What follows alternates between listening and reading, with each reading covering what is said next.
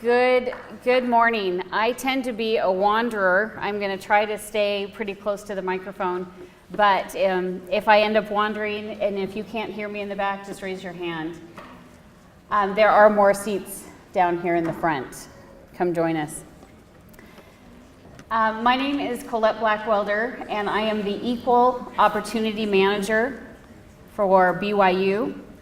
And equal opportunity covers a wide range of things, specifically for students, for employees, for applicants to the university, to visitors on campus.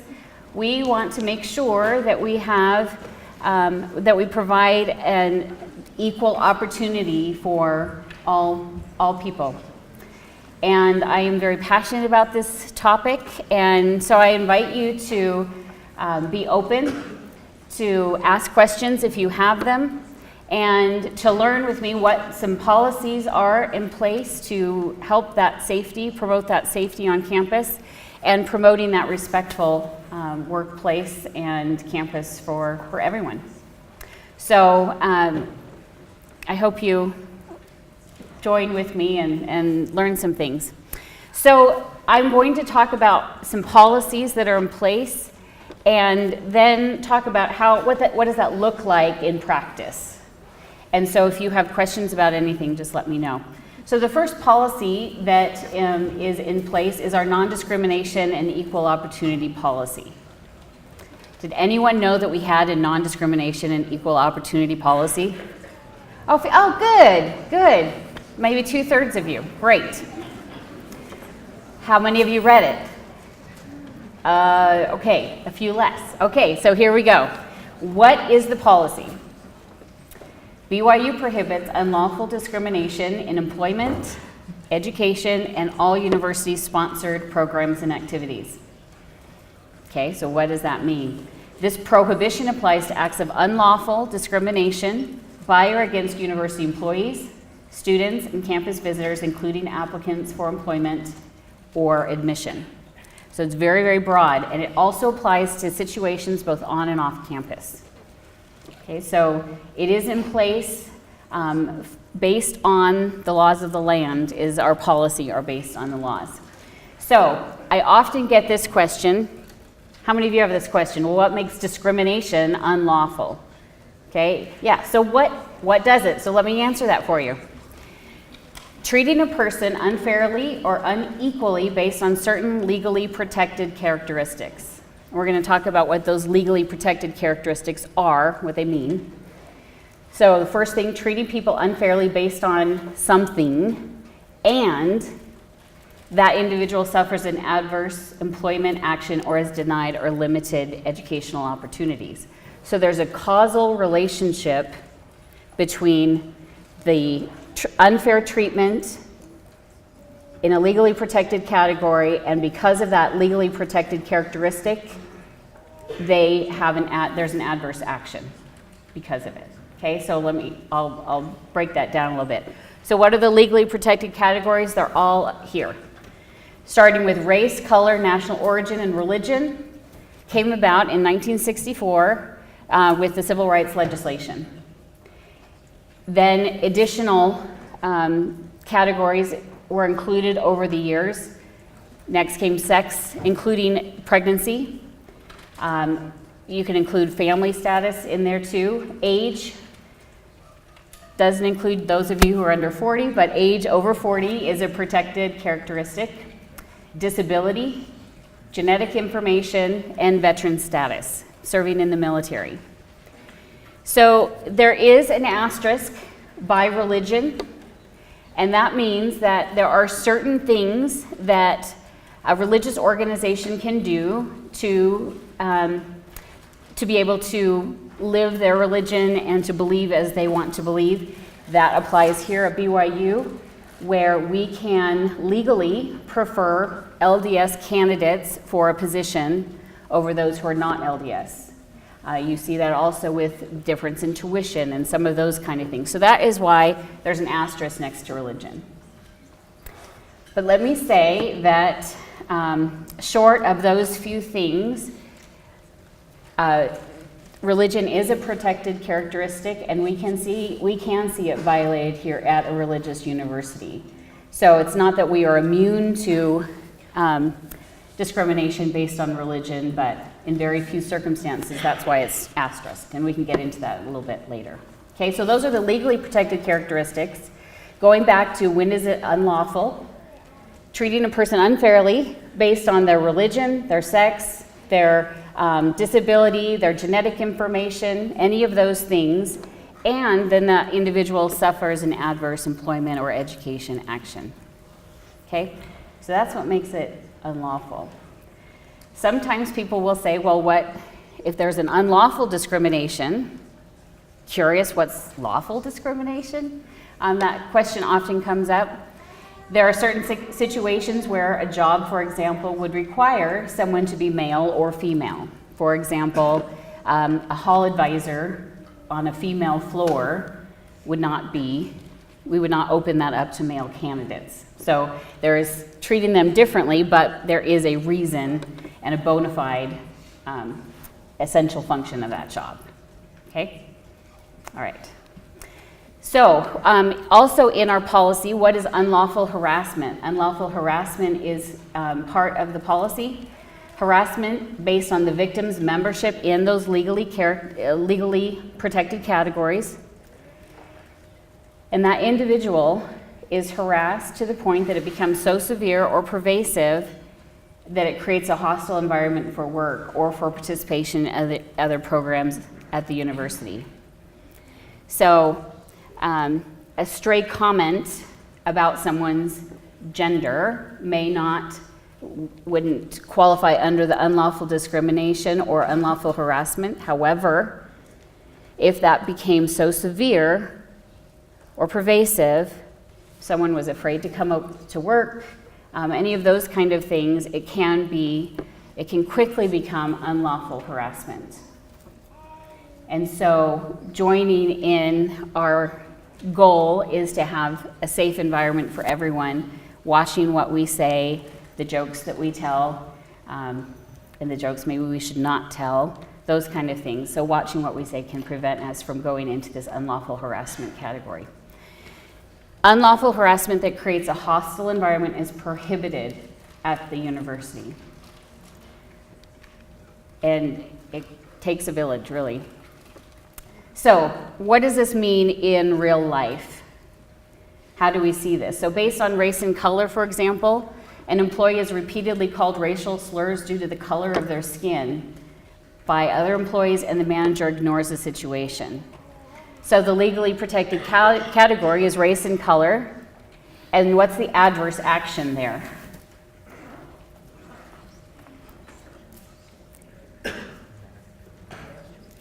So the manager doesn't do anything. So by not doing anything, he or she is allowing the behavior, and it could end up into that unlawful harassment. This has no place at the university.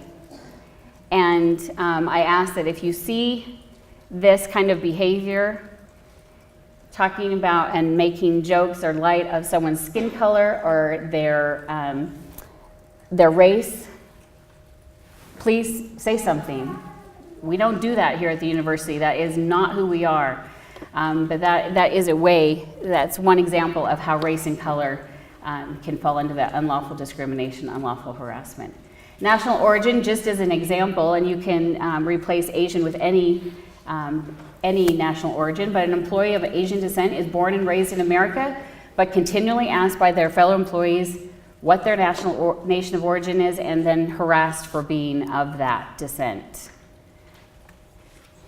Again, it seems when I teach this, I type it in or write it in, and I think, we are talking about this in 2018. But unfortunately, this still happens, and there's no place for that at the university and is against policy. Religion. A supervisor requests that everyone in the team join them for a Christian-led prayer, and some employees refuse, and the employer threatens them with termination if they don't participate. That is a way that violates unlawful discrimination based on religion. So we want to allow people to believe and practice as they will. Okay, 2 examples including gender discrimination or discrimination based on sex, including pregnancy. The first example, a young employee was refused a promotion because she was told she could get pregnant at any time and leave the company. Unfortunately, this happened to me 20 years ago. This example is a very personal example. I left the company shortly thereafter, but it became a really sad place for me that is how they viewed me, and they discriminated based on my gender. Another one is about a female applies for a job, and although the applicant has experience and excellent qualifications, she's not hired because some of the company's long-term clients are more comfortable dealing with men. Okay? It's not a requirement of the job to be a man. There is no reason it had to be a man, but discrimination based on gender. Let me be clear. Gender discrimination is not one way. It can be against a male or a female. So we need to watch for that and be aware of that. Okay? Age is an example, someone who is getting close to that retirement age, which is almost non-existent anymore because our workforce is getting older and older and retiring later, but making an assumption that someone is going to retire, and they make an employment decision because they think they're going to retire and they feel like they need someone here for a lot longer than their assumption. So again, age discrimination, it has no place at the university. And you may not see that at your age and in your role, but be aware of that as you go forward with your careers and making decisions for others. The last 3, disability, physical or mental. For this example, an employer holds an important meeting in an office that is not compatible with a wheelchair, and one of their employees can't attend that really important meeting on a consistent basis, and so it negatively impacts their career and their opportunity for promotion. That can be discrimination based on disability. You will have students that will have work with the University Accessibility Center. They are wonderful people that help those with disabilities, encouraging accommodation for them so that those students have equal access to educational opportunities. And so if those things cross your path and there is a request for accommodation, try to understand where that person is coming from and making sure you're not violating that as well. Genetic information. This is a fairly new addition to the legally protected characteristics or categories. For example, this is kind of an interesting example. An employee mentions to a supervisor that his mother had recently passed away due to Huntington's disease, which is a rare and severe genetic condition. And the employee expressed concerns that he might develop that condition as well. And within a week of mentioning that, he's terminated. And he feared that the discussion with his supervisor might have been the cause. So for example, companies wanting to keep their premiums, their insurance premiums low, and they're making decisions based on people's health. That is illegal. Okay. Finally, veteran status. An employer permits employees to demean and ridicule an employee because of his or her military background, or not hiring someone because they are in the reserves, for example, and they may be called up to active duty. Any of those kind of things, that is protected. We have various laws to cover that, but under the non-discrimination policy, that is specifically delineated as well. Any questions on those legally protected categories and unlawful discrimination or unlawful harassment? Yes, please. Is sexual orientation a protected category? Thank you for asking. Is sexual orientation a protected category? That is still in debate in the courts, and so that's my answer. Is it One court says yes, one court says no. And so we do not have a policy that addresses sexual orientation in discrimination. However, may I say that looking at the non-discrimination policy and understanding the non-discrimination policy, why would we treat anyone in a harassing manner or discriminatory based on their orientation? That should not happen here at the university. Please. So I understand that not hiring an older person because they could retire, that seems discriminatory. Mm-hmm. If an employer had a conversation with that individual and asked, hey, so when are you planning on retiring? And the person says, I am going to retire in 3 years. Is that employer allowed to make a decision based off of that fact? Yeah, so this is a conversation that I would say, if I would just add one caveat to that, I would have, if the employee says, I'm going to retire and I'm going to work with you on a succession plan, for example, on how to replace me and how to maybe transfer that knowledge, that is one type of conversation, and it's very different when we just tell the employers don't ask that question and allow the employee to bring it up. So that can get into kind of sticky ground. Good questions. Any others? The name of the presentation is Promoting a Respectful Campus, and that's all of this that we're talking about goes to Respectful Campus. You all work in family, home, and social studies, right? Sciences, sorry. I'm old in that, sciences.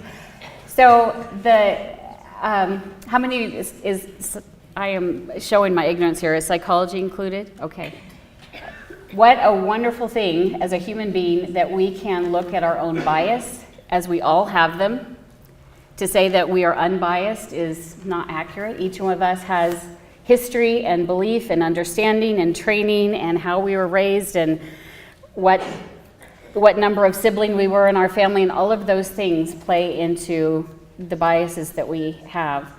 But what a beautiful thing as a human that we can stop and ask ourselves, why, when I hear the word manager, do I think of a male, for example? Or if I hear of a nurse, I think female. These are just some common examples, right? And just the ability for us to think, why do I think that way?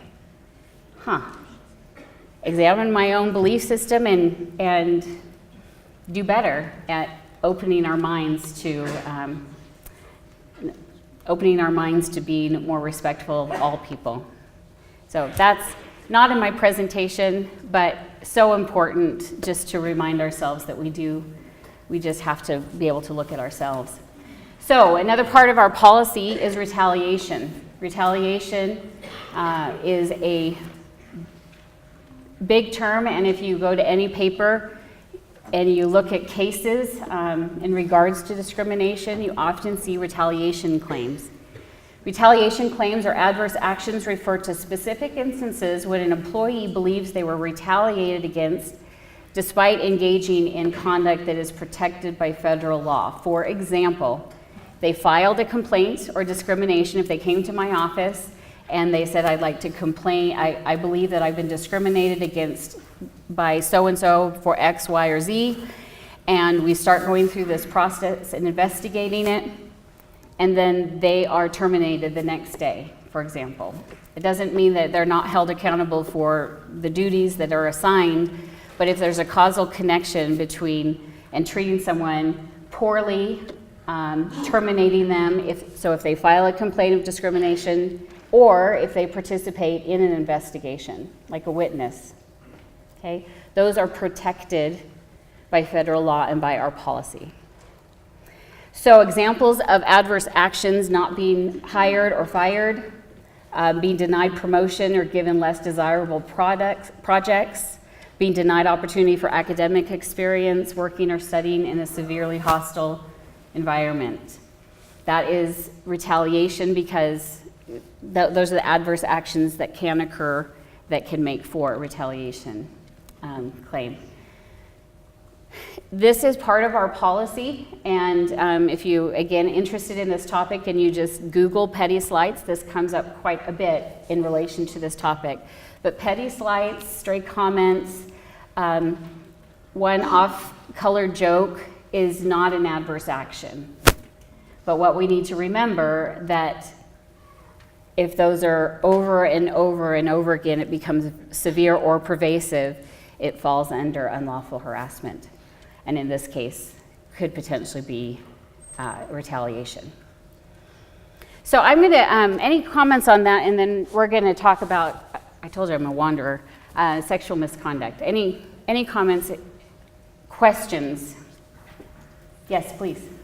I was going to comment that we make this distinction between what's unlawful and what's not unlawful, and it's important to remember that petty slights, stray comments, and annoyances, while they can't be punished by law, they're still morally unacceptable. Right, absolutely, and that is where we enlist everyone to, if you observe the behavior, pull your friend aside and say, look, I just went to this training and I learned what our policy is, and even though that may not be unlawful discrimination, it is absolutely inappropriate. Or you may not want to tell that joke again. Or I was offended by that joke. Can you please not tell that joke anymore? Those kind of things. We need to watch ourselves, and going back to my comment about observing our own behavior and being able to change. Okay, thank you for that comment. Yes, please, I'm sorry. Do we have anything in place to ensure that there's consequences for immigration status, like for discrimination against immigration status? Is there any, or does it fall under the nationality? So that is it's probably a complex answer. And we can talk about it afterwards if you'd like. It doesn't fall under our policy, but if we are making decisions based on national origin or race, that is. Immigration is a hot topic right now, and I'd have to do some more research, to be quite honest. Thank you for bringing that up. Any others? Okay, sexual misconduct. In 2017, in January 2017, the university created a Title IX office.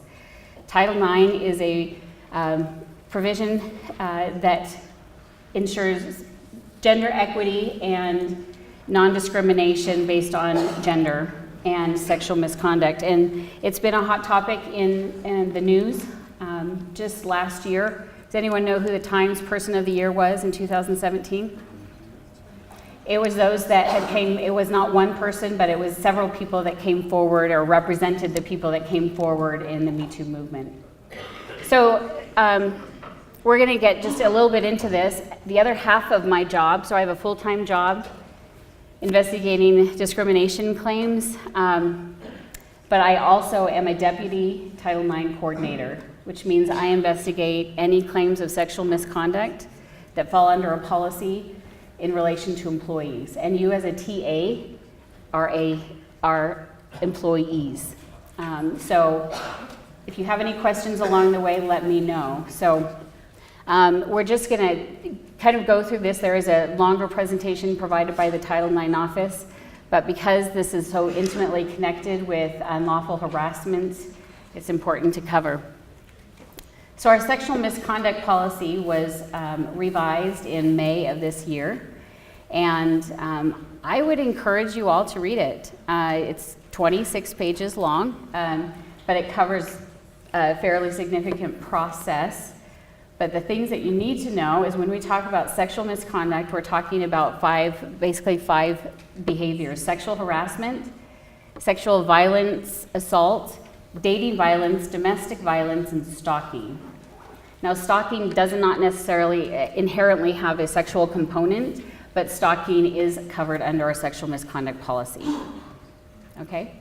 So that's what we mean when we talk about just generally sexual misconduct. A couple of things. Sexual harassment is, there are two types of sexual harassment typically seen. The first one is hostile environment. So a hostile environment is created when sexual harassment is sufficiently severe or pervasive. We've kind of heard those words before. And it is objectively offensive such that it unreasonably interferes with, denies, or limits someone's ability to participate in or benefit from employment or education. So sufficiently severe, or it's pervasive, it's meaning it's all the time. And this is sexual conduct. And so the perpetrator, the victim, can be anyone. It can be faculty, it can be a TA, it can be a student, it can be employee, it can be employer. It is, the perpetrator and victim can be anyone. So some examples that are specifically listed in our policy, these are against the policy, to be clear. Sexually suggestive or sexually offensive joking, flirting, or comments. Unwelcome and intentional touching. Sexually oriented verbal abuse or threats. Sexually oriented comments about an individual's body. Displaying objects or pictures that are sexual in nature. Sending communication that is sexual in nature. Exploitation, voyeurism, all of these things are prohibited by our policy, our sexual misconduct policy. So the other type of harassment is called quid pro quo, and I can never say that more than once without getting tongue-tied. What that is, this is the technical definition, then I'll break it down. When submission to or rejection of the unwelcome sexual conduct is used as a basis for employment decisions or educational benefit or decision. Basically what this means is that the harasser has the power, there's a power differential, over the employee or student. And then that harasser uses that power to secure sexual favors or to withhold grades, all of those kind of things. So one of the things that is part of our policy and directly relates to you as in a TA position, so automatically that puts you in a position of power over students, academic experience, classroom grades, testing, those kind of things. So avoid the appearance of quid pro quo harassment. Avoid dating relationships where a power differential exists. Professor to student, TA to student, supervisor, and subordinate.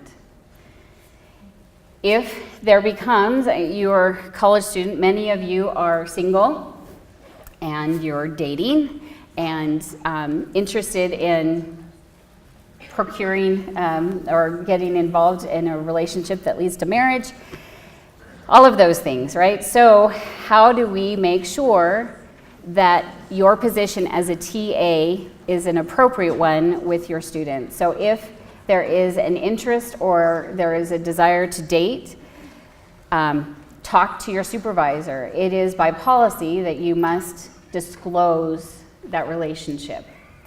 And whether that's transferring you as the TA or some other action, but making sure that we do not have that power differential and dating relationship. Any questions on that? It's kind of the avoid the appearance of evil, that kind of thing. Yes, please. Yeah, would that be students in your grading section or students in your class? Anyone that you have any power over. So if you are responsible for grades or grading their paper, that would be a power differential, and it needs to be disclosed. Comments on that, please? I wonder if your girlfriend ends up being in the class that you're TA for. Can you do that? Yeah, if your girlfriend ends up in your class, then you talk to your supervisor as soon as humanly possible and make arrangements for that to be changed. There's a lot of discussion about this one. I'll let you discuss it out, okay? Any questions?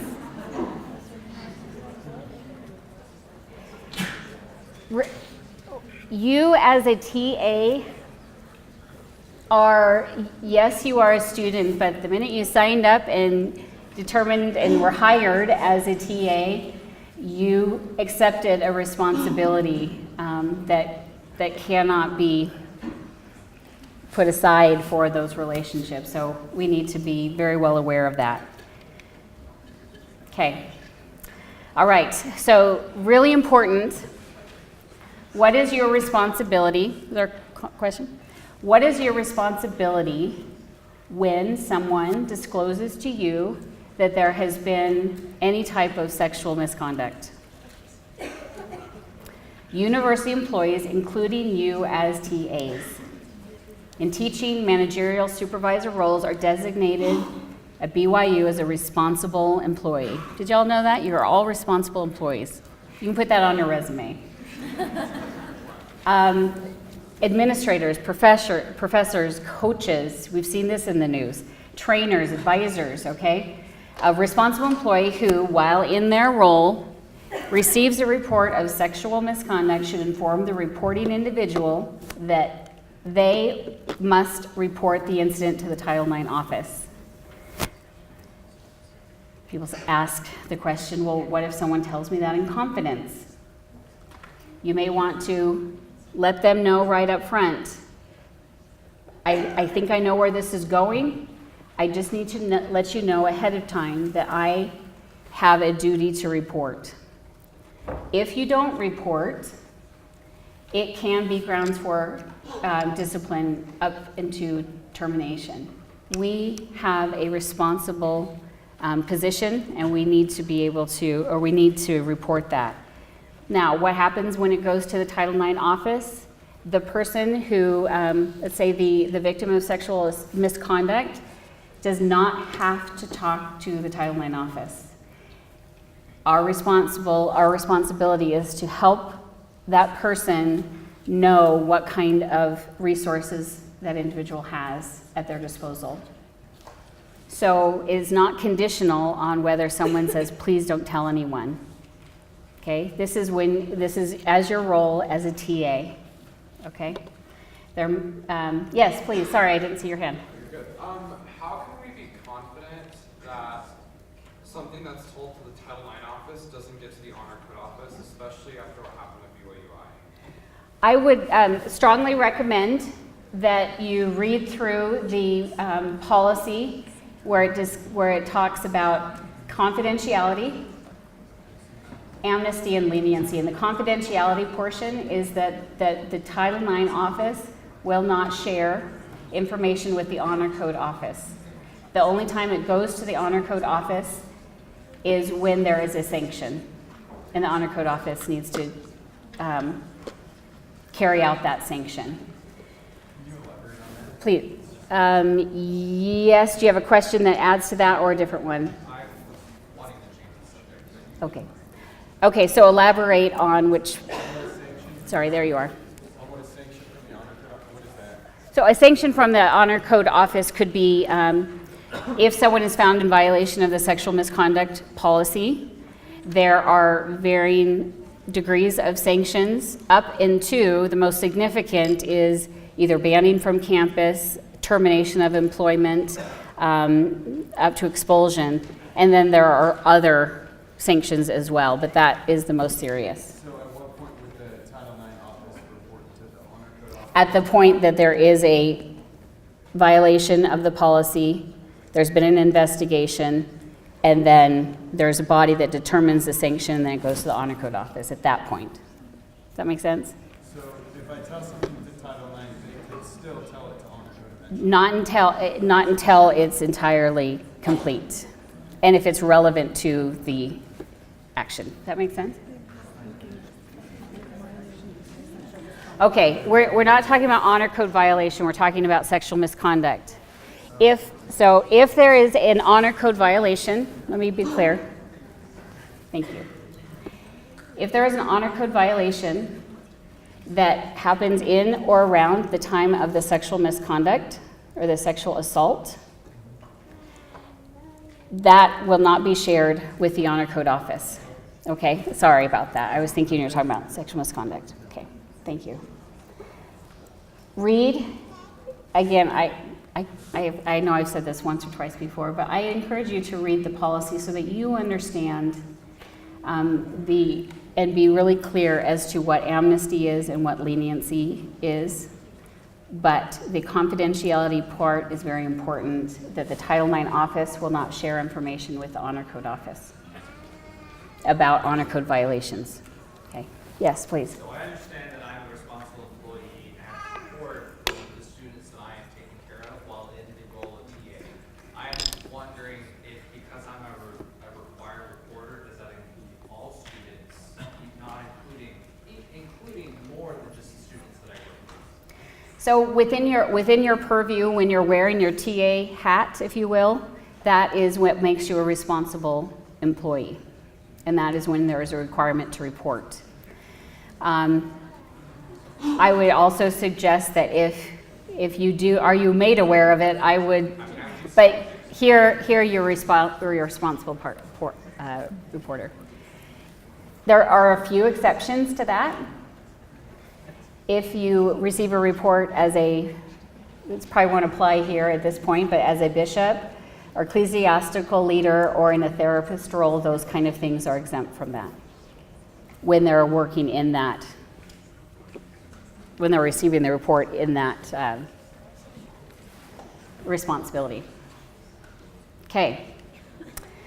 You may want to express to the person sharing with you about their experience that sexual misconduct may allow the student to access helpful resources and have protective measures implemented for their safety. Your obligation, again, to report is not conditional upon the person sharing that information with you to give you permission.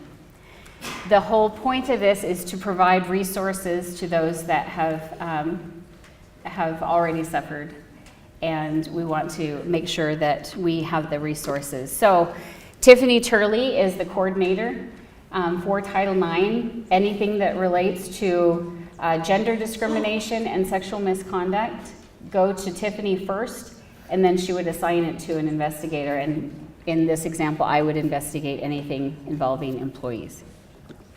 Okay.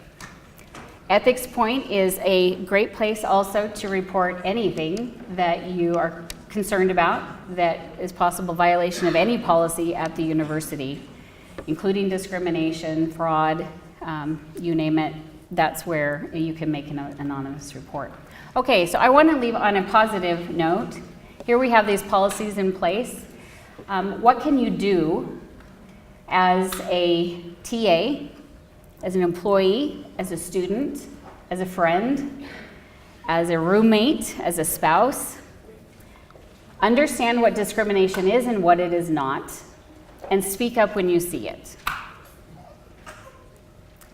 Don't be silent about the conduct taking place.